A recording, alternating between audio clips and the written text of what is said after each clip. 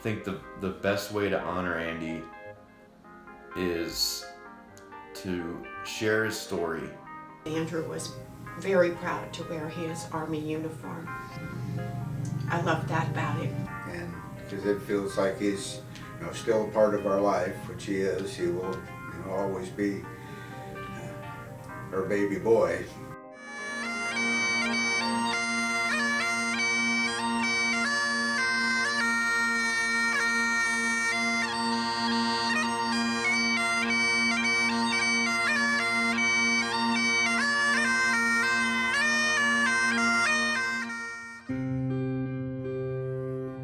We're Mike and Jerry Weathers, the parents of Andrew T. Weathers, who was killed in action September 30th, 2014. He was Special Forces combat medic, and he was assigned to 7th Group, 2nd Battalion, based out of Eglin, Florida.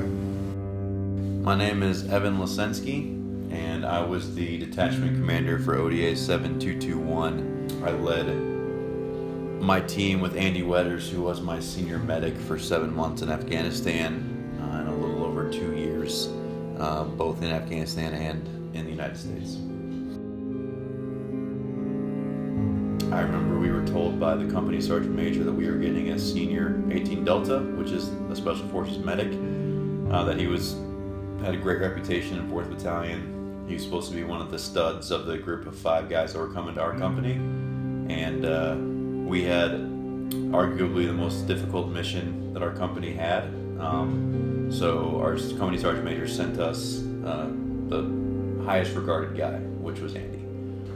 When there was time to joke, he was definitely a jokester. He was funny. He always got the guys laughing. Everybody really liked him.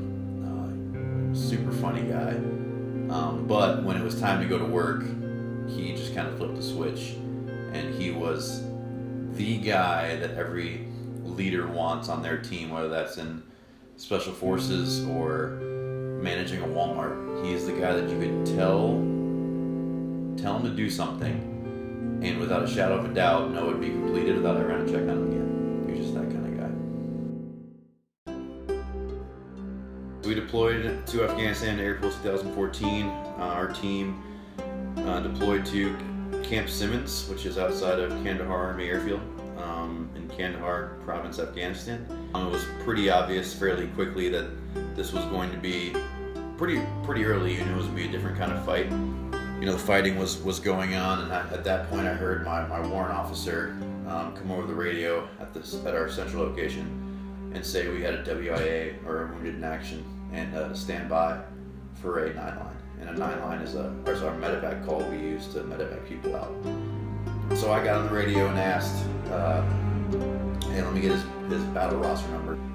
And when he gave me his battle roster number, the first thing I heard, the first letter I heard was whiskey, and I knew whiskey was the last name for Weathers for Andy, and so I knew that it was Andy.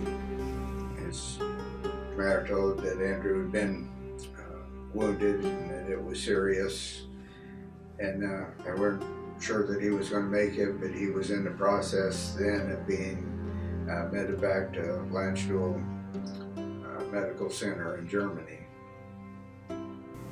And there aren't any words to explain how that feels.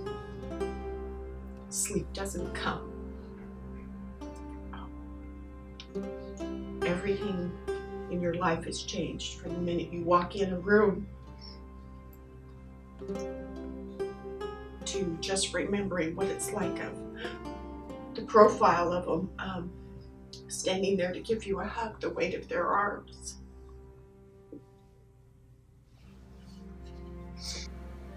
That it was a really difficult loss, and it's hard because it's really difficult to explain just how close an ODA, an A team, a Special Forces team gets. I mean, you live, it's 12 of you, and those guys become your best friends and your brothers, and you love them and you hate them, and you spend every waking minute of the day with them.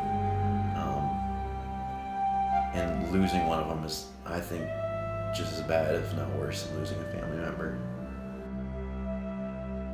So Andy was awarded the Silver Star, which is the third highest medal the United States gives out. He was awarded the Silver Star for his actions for, at that point in the battle, ensuring that his position did not get overrun.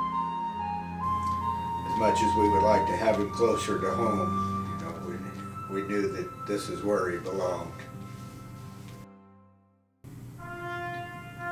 It is a true honor to walk among those headstones. And if you ever attend Memorial Day events, you would be so moved by the people that you meet and the stories, and they just lay a wreath.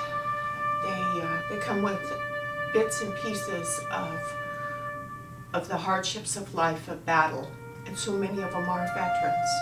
And then there's also this common mix of people that have no idea the vastness of Arlington Cemetery until they walk among those headstones.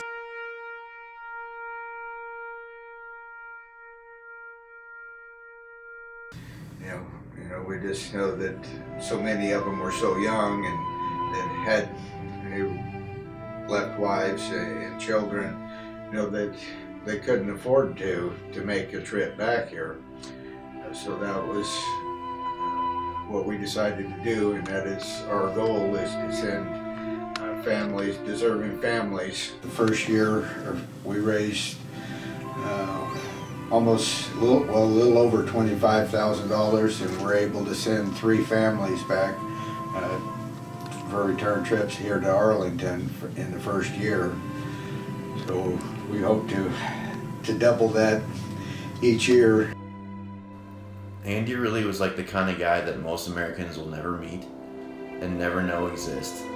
But there's lots of Andys out there that fly out into the night every night and go take the fight to the enemy and do it without ever wanting praise or recognition. They do it because their brothers are right next to them, and they wouldn't want to be anywhere else. And guys like that, guys like Andy who have made the sacrifices like that, deserve to have their stories told. When we were in Kandahar, we went and did our planning meeting. We had about a day to kill before we flew back to Helmand. And him and I were just kind of sitting in a Connex together, waiting for our flight, our helicopter. And we were just kind of joking and laughing, wondering what this mission was going to be like, because it had just gotten so big and so out of our control. And I remember Andy, we were kind of just sitting there. I remember Andy turned to me and said, Cap, he's like, I want to get in one more big fight before I go home.